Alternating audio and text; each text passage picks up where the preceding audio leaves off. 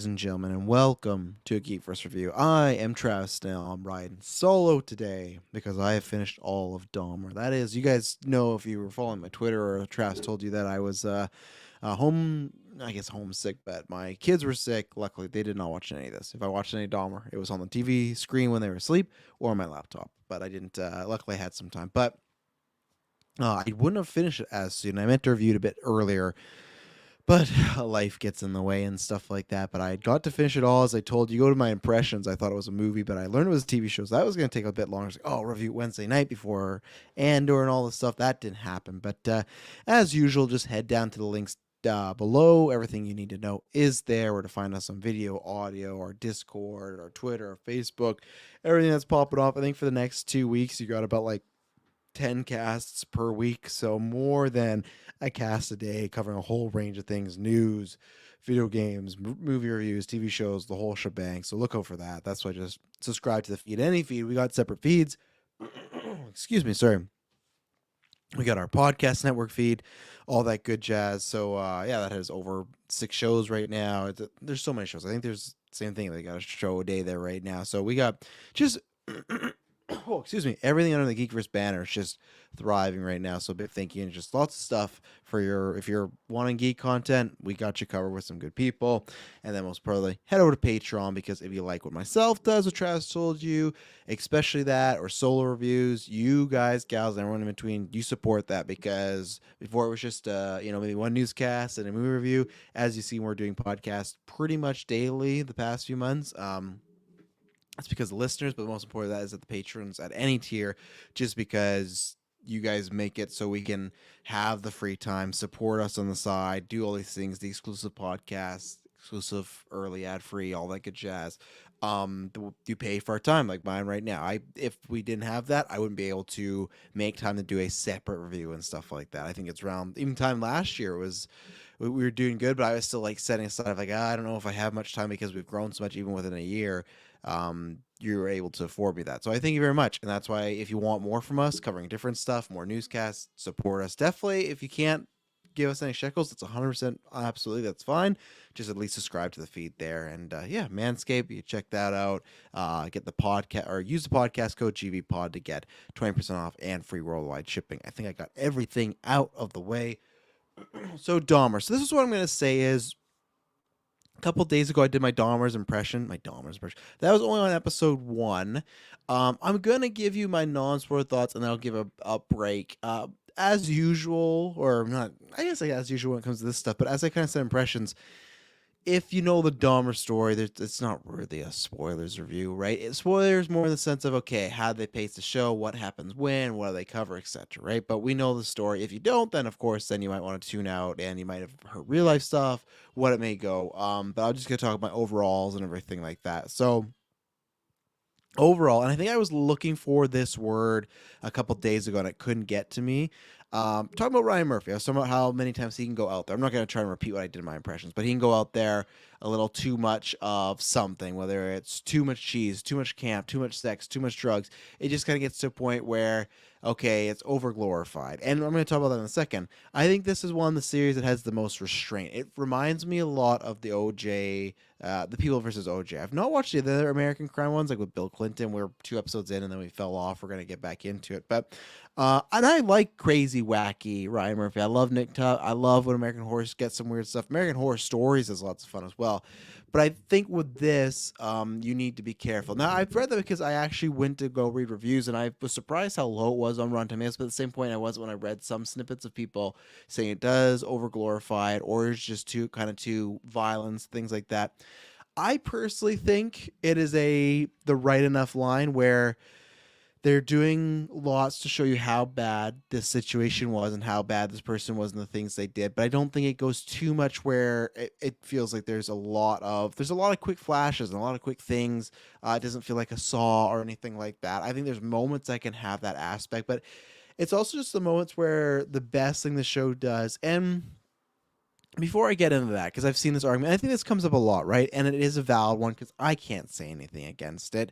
I can't say I'm in that perspective, and I understand why. Where people go, why do we got another Dahmer series, especially for people? There's a clip going around, right? And this, spoilers. If you don't know the story, Dahmer gets caught at one point. That's why we have this Netflix fucking show. He gets caught, and there's a trial and everything like that. And there's this clip going around. I can't remember the character's name or the person's name, but it's a young black lady in there. Get very, and because that has a lot to do with it. Because with Dahmer, there's a lot of was it race driven stuff like that. It's a clip of her yelling in the courtroom. She's very animated, stuff like that. And if you compare it, it is identical what happened in real life. The person is very upset, gets very animated, gets in his face, yelling. Security has to pull them back. And someone, I think it was a trending tweet that at least got to my timeline, shared it. And I'm not trying to make people feel bad for watching the show. It's just it's part of the conversation, right? Where she goes, "Hey, I'm in this family. Like whoever this woman was, this is a descendant of this family, granddaughter, niece, uncle, whatever, niece, cousin, whatever it may be. They're part of that family." And they said, like shit like this, like seeing this side by side.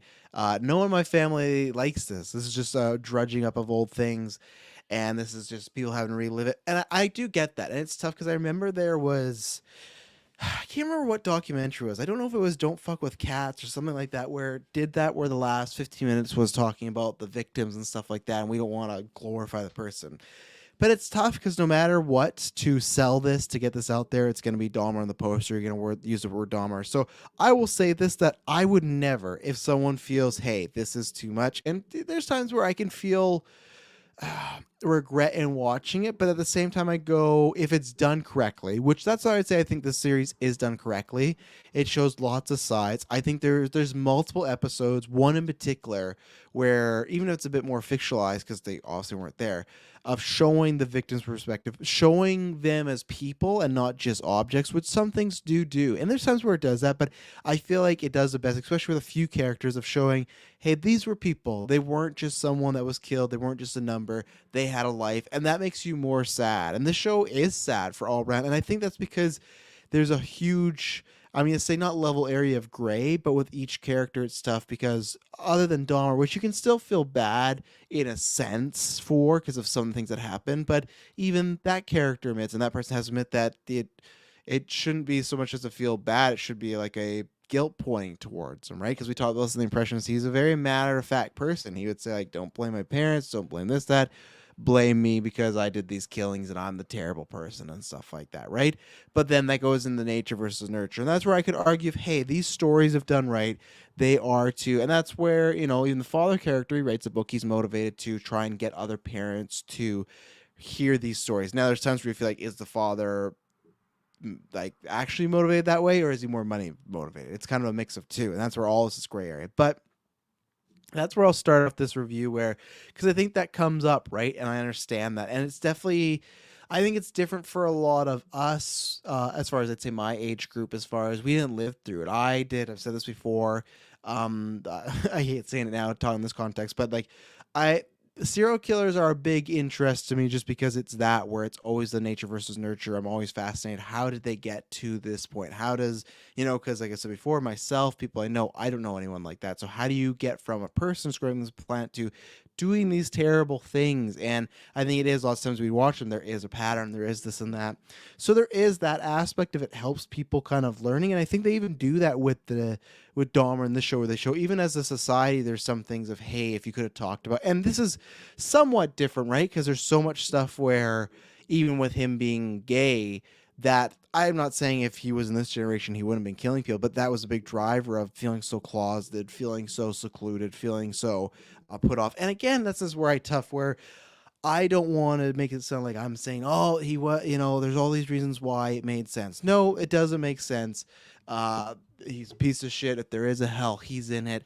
And even if it does come down to nature versus nurture and something's got him that way, that's the gray area that comes in, because he can be evil. He can be a monster, which he was. But there's certain things that had to maybe push him to that point, and that's what this series gets into, because I feel like there's multiple aspects. But as I'm saying, as a long run, I'm just saying that if anyone feels this is glorified, if it is too much and they were affected or they were a family member or friend, I would absolutely get that, and I would understand, because like I said, we are growing up in an age where, at least myself, my age demographic, or people that weren't around when Dahmer was around or alive or were very young, it's not the same. So it's the same thing as and I can completely actually understand this in a sense where I remember the director of Punisher Warzone. I can't remember her name. She was talking about doing a movie on the Chris Benoit thing.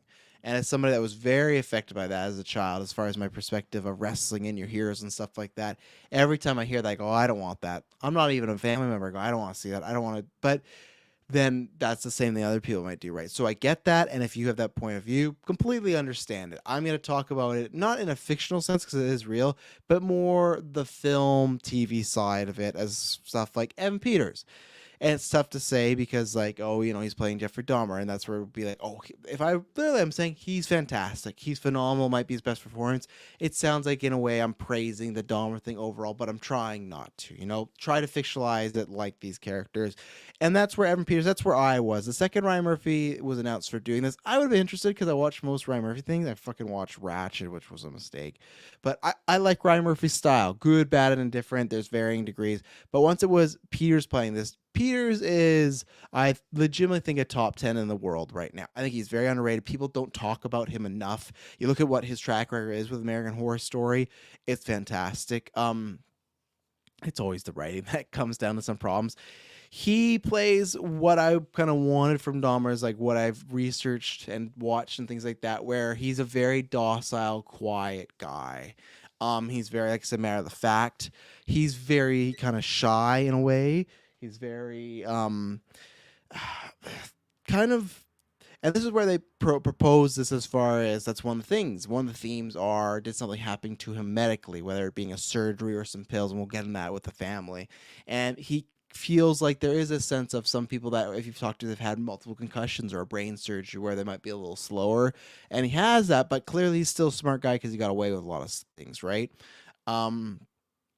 He plays at the right amount. And like I had talked about in the impressions, where at one point I'd read a synopsis or something where it's like, oh, it's from the victim's point of views. There's episodes like that. It's very all over. You have the point of view of his neighbor. You have the point of view of his dad / parents, but mostly his dad, played by the great Richard Jenkins. You have the point of view of him. And then there's multiple episodes where it's the point of view, especially one episode it's very from the point of view from a victim.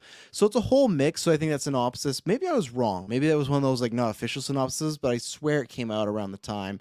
And that was my worry, that they were just going to make him fully the monster. Now, again, I say it's not because I don't want them to paint Jeffrey Dahmer in bad light. No, I just think you have to show the differences between these killers. Because even then, there's a episode that features John Wayne Gacy, and he even comments in this episode like how they feel, how he feels they're different. And they're different patterns, different killers, stuff like that. Peters is great, is bone-chilling stuff. When it comes down to the actual show, I think it is fantastic. It's something that I could never watch all the time, but I will watch it again because I think I said that this was a good kind of sequel to My Friend Dahmer. If you've not seen that, that focuses more on the high school and his parents getting a divorce, has Alex Wolff. They do go back into that kind of era, so I was kind of wrong on that. That was with me only seeing one episode, and it jumps. There's a lot of timeline. It feels a lot like The Witcher, where it's jumping back and forth between multiple timelines, and it's not a concurrent track where it's like, oh, we're going to meet him while he's in prison, and we're going to meet him while he's present day. I guess I should say now, if you don't want to get the overall show spoiled, I'll give my last thoughts here, and then I'll take a break and we'll move into that. I think for what the content is, I think it's a great show. I think it's actually one of Ryan Murphy's best seasons, if not his best. OJ, The Peel vs. OJ, that's tough. That's probably prime, or American Horror Story season 1. Those three altogether are like the murder's row. No pun intended. Lack of better words there. Sorry about that. But this, I think, is up there. I think it is very tough content, though. It is. I'm used to this type of stuff because I, watched a lot of documentaries and stuff like this, and I feel like people are a bit more attuned to it now. But even then, it's one of those type of shows that it's gonna sit with you. And I did watch it together, but it's tough. They get very graphic about it in multiple ways, and that's where, if you're squeamish, if you don't like that type of stuff, definitely not recommended. I recommend this for the acting and the writing, the dialogue, and I think it does do a good job of. It's called Dahmer. It has a terrible title, Dahmer, and it's like Monster, the Jeffrey Dahmer story. It's like, why are you using Dahmer so much? I think what this does is it's called Dahmer, but it does a good encapsulation of that time and everyone around it. Even the character, the real life person, of course, but Jesse Jackson is in the show. Someone plays him. I think it shows the impact. It shows other people. Because, like I said, it's Dahmer, the victims, the neighbor, the dad, and then kind of the community, right? And then I think I said the victims at the time. They represent a lot of those sides and what people are going with. But like the timelines are kind of, I guess I don't want to say it because that's more spoilers, but um I think it does a good job of, it's called Dahmer, but it encapsulates just the whole event by itself. And you have stuff like the dad's point of view where that's tough, especially like one of my favorite movies, I guess I could say favorite, I don't know if it's in my top 50 or something, but a movie I really enjoy is We Need to Talk About Kevin. I've talked about this before, where that's where I fell in love with Ezra as an actor, because I thought they were just phenomenal in that role. And what that deals with is, it's minor spoilers, but you get introduced to it, is a mom is, there's something that happened at school, her child has killed a bunch of people, and she's dealing with the aftermath, dealing with the son, dealing with the school, everything like that. And that's kind of Richard Jenkins' side of it, is what would you do as a parent? And there was multiple scenes. There's one, I'll get into spoilers, but one scene in particular, Richard Jenkins had a dialogue, and I just broke down. I was crying because I felt so bad for this character, because it's one of these things that, luckily, I'm not gonna knock on wood. I'm pretty confident in this, that with Dahmer and people like that, they show a lot of signs early on, and sometimes the parents don't catch that. My kids have none of those signs. Like they have lesser qualities, but sometimes that's just sneaking snacks. Like, it's none of these things. They're very kind-hearted. They're very friendly and kind-spirited and stuff like that. But I couldn't even imagine of like whether you don't see the signs and they highlight Dahmer, or you do see the signs and you ignore it, like the dad character does do. I That to me has to be worse than losing a child, right? As far as like, not only would you kind of lose a child because they would go to prison or be killed, or the person you thought was real isn't, they've also taken other people's kids away, or families, or husbands and wives, dads and moms. And I don't know how you would. Obviously, there's a good portion of the story where they kind of tell like how they move on from that and how that dad tries to recover. But I I could never imagine. I feel so bad for people that have had to go through those things, because that to me is would probably be worse than losing a child, because not only do you have the pain of that, it's just the fear and the nightmare of what has happened. But I think all the perspectives are great. It is very creepy. It is very in your face. It's 10 episodes, so it is a longer watch, but it feels worth it, because it feels like there's no stone unturned. When sometimes it goes serious, like, oh, why didn't they cover that? Why didn't they do this? It feels like it kind of gets every character its due, especially the finale. It's not like a whole epilogue, but it feels kind of like that. Yeah, it's a great show. Heavy content, or heavy content. I would understand people not wanting to check it out. It's Peters at his best. It's one of these now where it's like, and I haven't actually seen the show he won an Emmy for, so what I've seen from him, but even then I'd go, sure, if he's great in that, sure.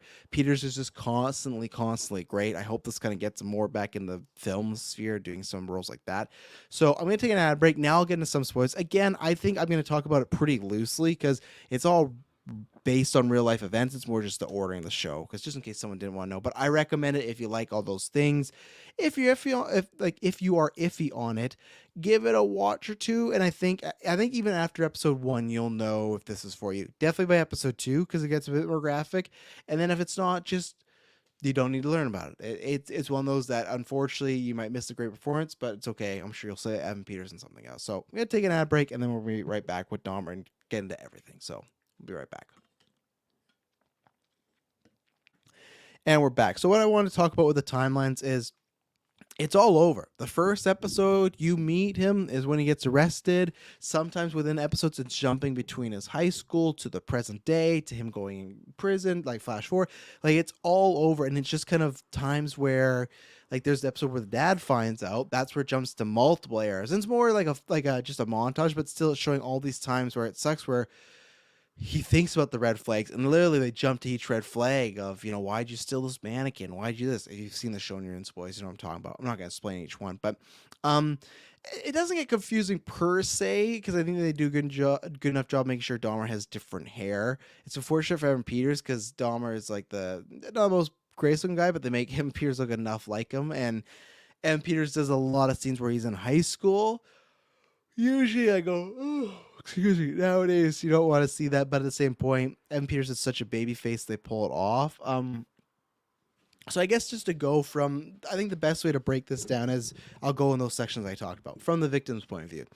There is one episode with a character named Tony who's based on a real life person, and this is the thing where it's a heartbreaking episode. You don't know how much of it is real. I think some accounts might be there, probably from Dahmer, but still, even if it's just like fictionally, it's a good episode where at this point, I think it's like 6 or 7 when that episode gets in there.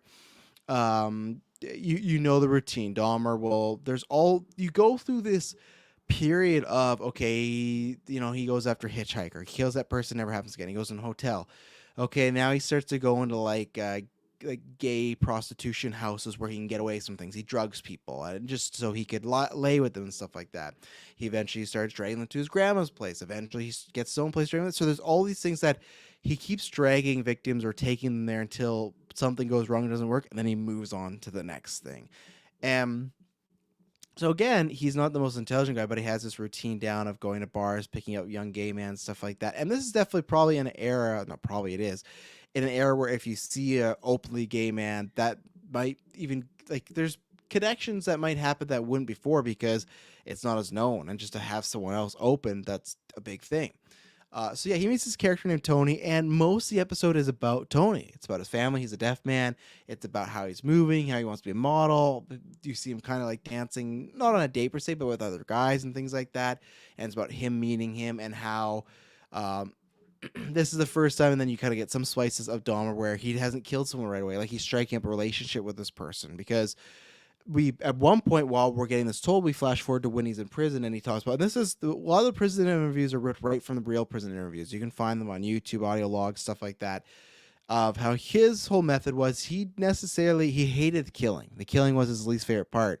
It was that he just wanted to have somebody to control, somebody to love, and the reason he did this is because like so many people left him in life, and he felt like this was the time to gain control. So this is a time where he meets this Tony character and he's trying to let that happen because this Tony character does like him and he's very nice and Dahmer's very nice and they click and they're getting this. And again, Dahmer has some, I would say, issues. So the whole episode, I'd say like 45 minutes, it's completely good. They're like in love, falling in love, or maybe just hitting it off. They play this game, and Dahmer gets a little mad when Tony doesn't really follow the rules, and that's when Dahmer, like you can see, and that makes sense. A lot of killers have that where they can snap, but after that, Tony kind of gets away from that game. They spend the night together, and he has to go into work. And there's this kind of heartbreaking scene where, again, I don't know how much it is real, but from the show it works, where there's multiple times where Dahmer's gonna go drug him, and he doesn't. And I think this is, I'll save that thought for a second.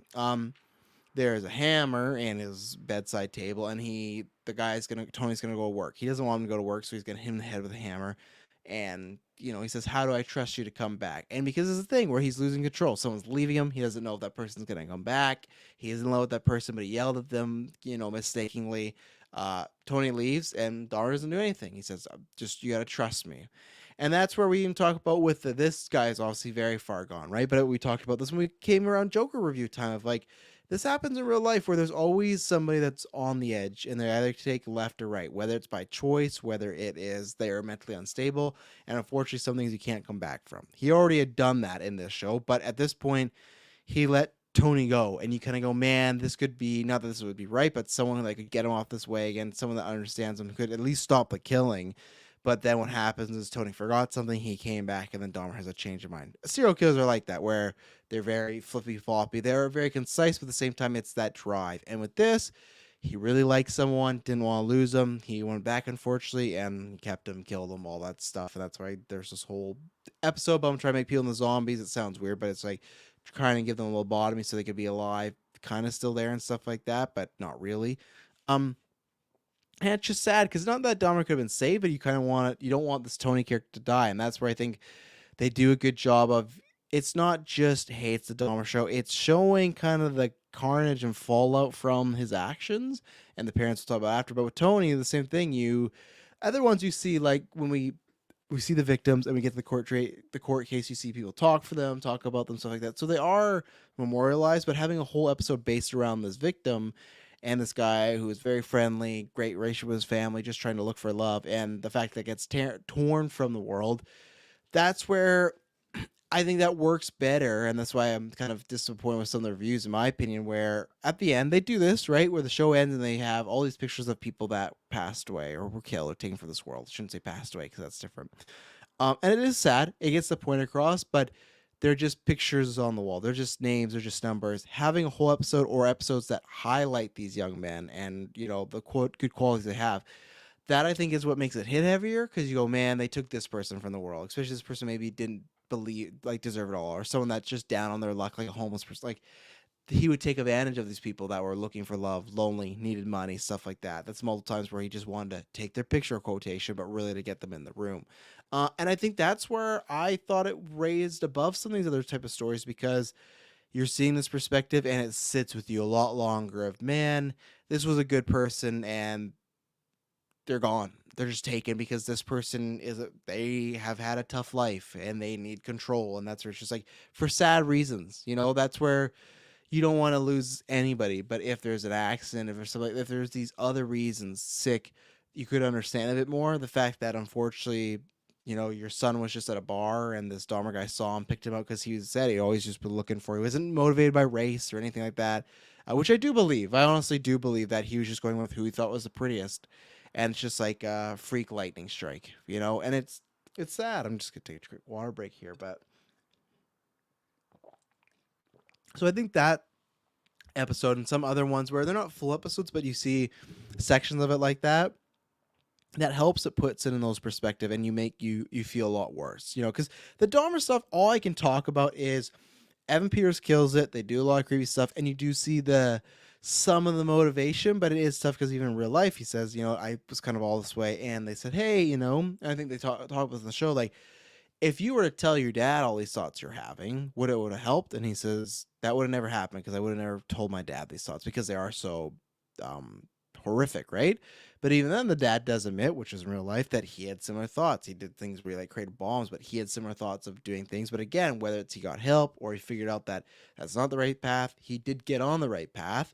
He unfortunately, doesn't get his son off of that. And that's where with that you get to see there's moments where you see the monster, you see the trickery, but also moments where if this is real or not, he wants to tell his dad, but his dad almost senses there's something wrong, but just wants to put it aside and changes the conversation, and that doesn't happen. There's time where he wants to stop.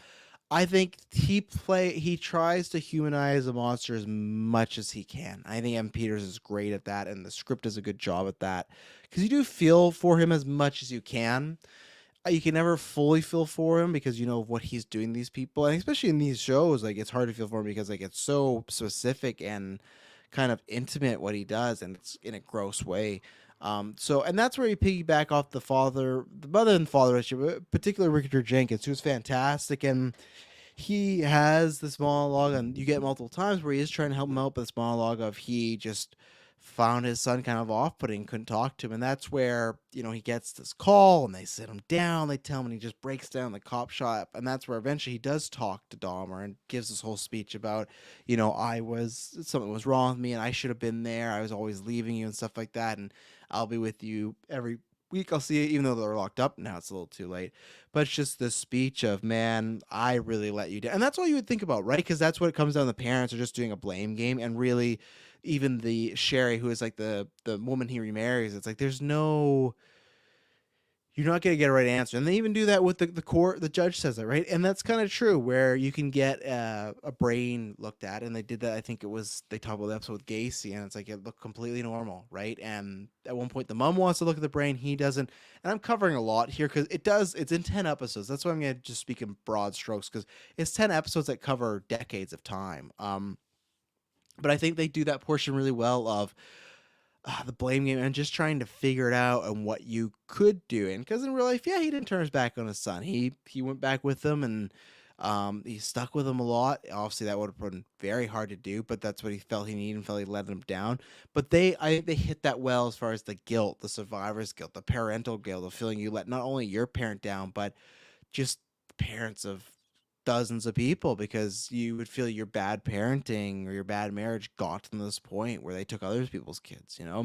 The mom aspect, that's where I'd say go watch My Friend Dahmer. And it's not a knock here, it's just that's a little like a little less aspect. They've introduced her in the story when she's leaving Dahmer, and even then, it's stuff where people, and that's where it's tough, right? People have been through these things in real life, and they don't become killers, but you see certain signs of how sad at times. And my friend Dahmer did a good job with this too, of just how sad his life is. So it's almost that thing, and that's where I always wonder. Maybe that's why I'm fascinated. You take this person that might have this mindset, things like this, and they're somewhere on the edge or close to the edge of they could make that turn of becoming a monster, doing terrible things.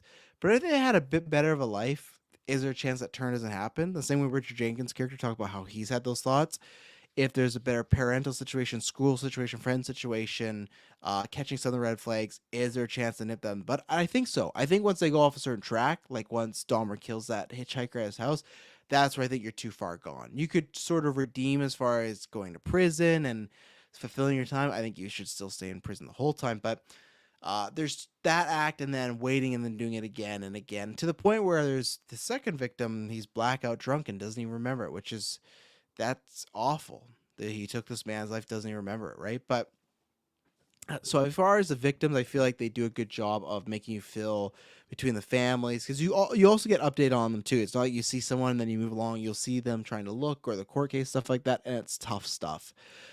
It really is. For the parents, I think they do that well because they show you the signs, they show you some things that went wrong, and Richard Jenkins is just, again, talk about underrated actors, just knocks it out of the park.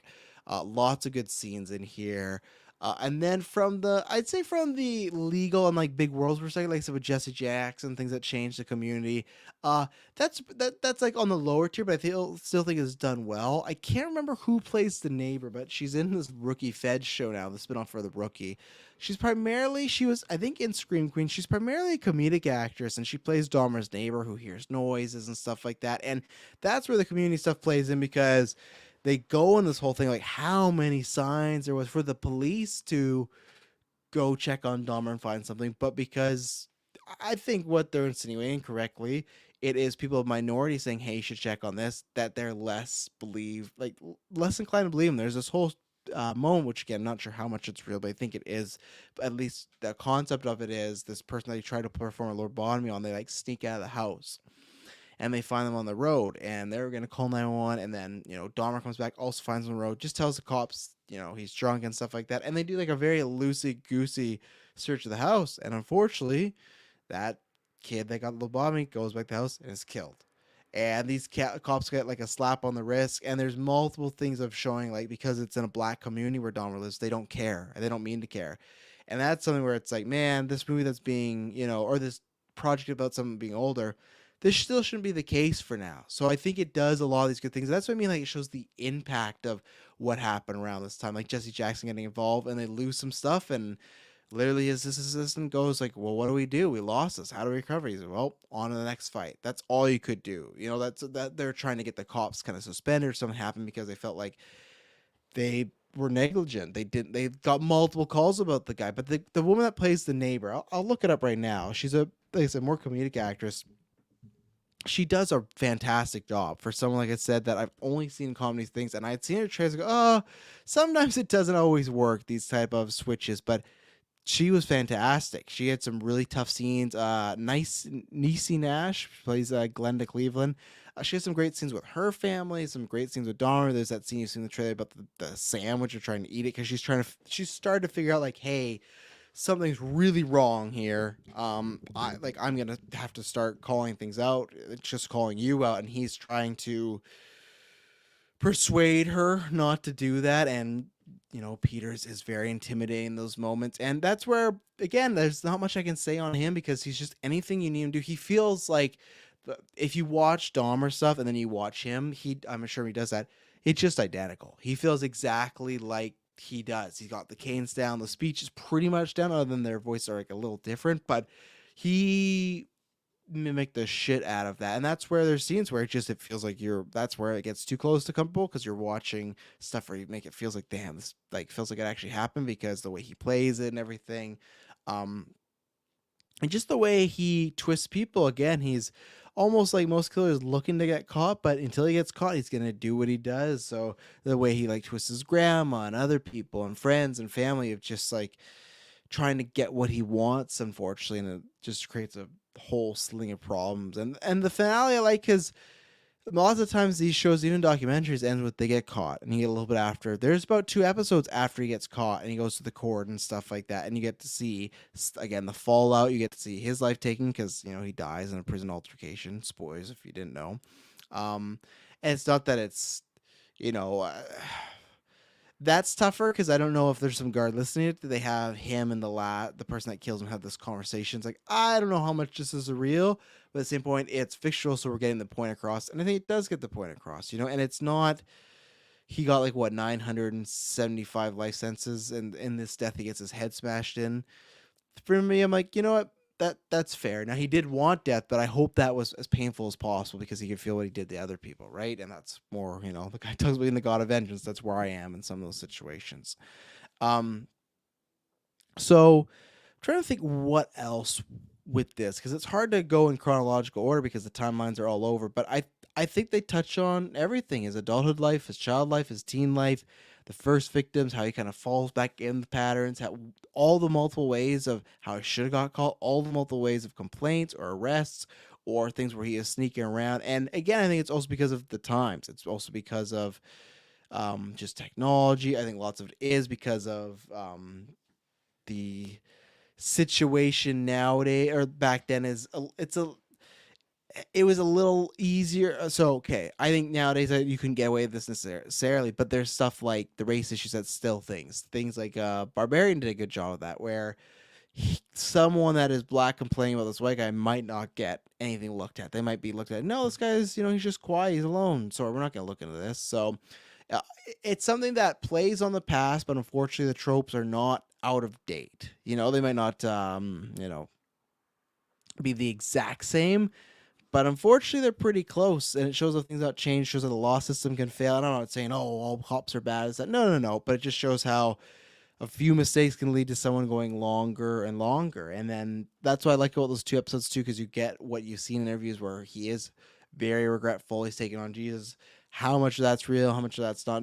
I mean, that it's real because there's tape of it, but how much is it just him saying that? We'll never know. And that's why, like the judge says, then you can never really fully know what did this to a person, right? So, but that's pretty much the show. Is you see the catalyst of, his beginnings, middle end. It's all kind of bunched up together. You see Richard Jenkins. You see how it kind of rises, and it sees kind of. I'm not saying that this is anybody here, but if you've watched a show and you feel like you've had any of these instances or feelings, or because at one point the Dahmer can't get sexually aroused unless he thinks about like the insides of a dead fish, go get help.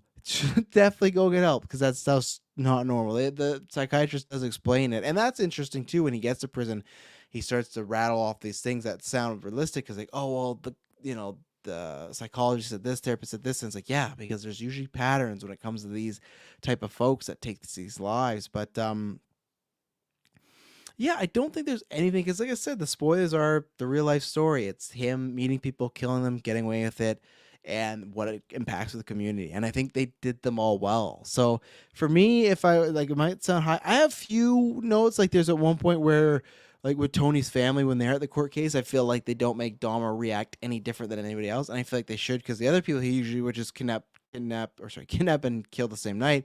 This guy he kept around because he liked him, and there didn't seem like a general sense of anything bigger. And that's where you go, oh well, maybe in the court case they didn't look at each other. True, but there's tons of stuff that has been added that's not in the real life or the realism, right? So I think something was needed there. They touch on Jeff's parents like a little bit. I think that could have been needed a little bit more there. It happens near the end episodes how they're divorced and they split up and they're completely in disagreement of what to do with this situation.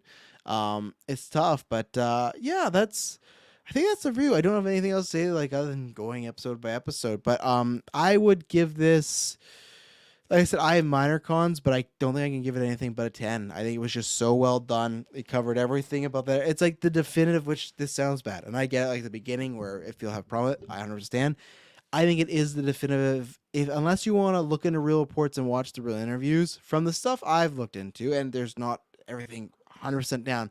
This is pretty close to the story for the most part, and this is like the definitive of that time and what happened to it, and the sadness of it too, where the hotel or the apartment where he killed these people, they say they're gonna break it down and they want to put a park there.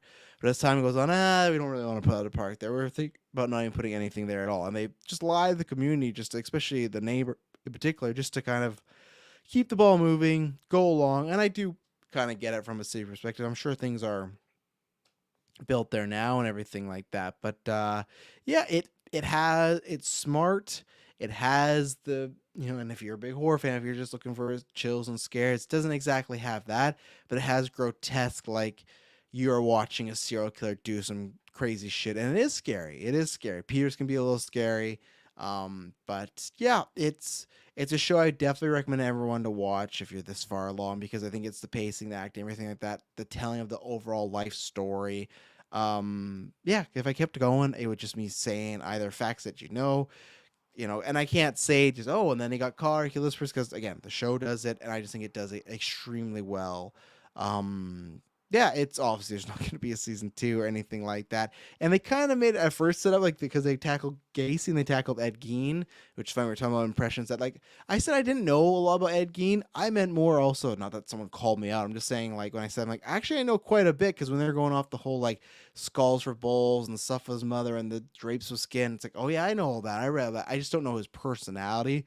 But they show Gein and Gacy. At first, at one point, I thought they were gonna start doing American Horror Story, but like they're killers, like the different anthology. But I'm glad they don't, and I hope they don't.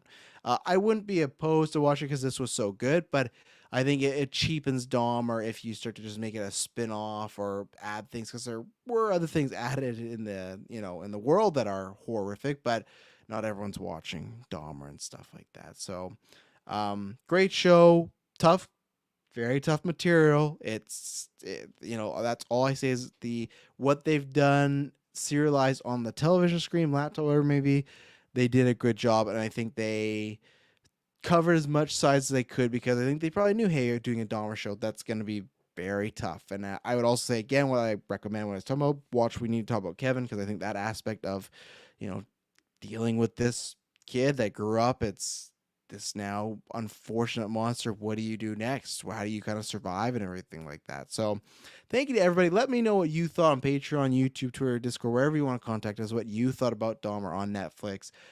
You'll hear from me a little bit later this week, and I promise you it'll not be boring.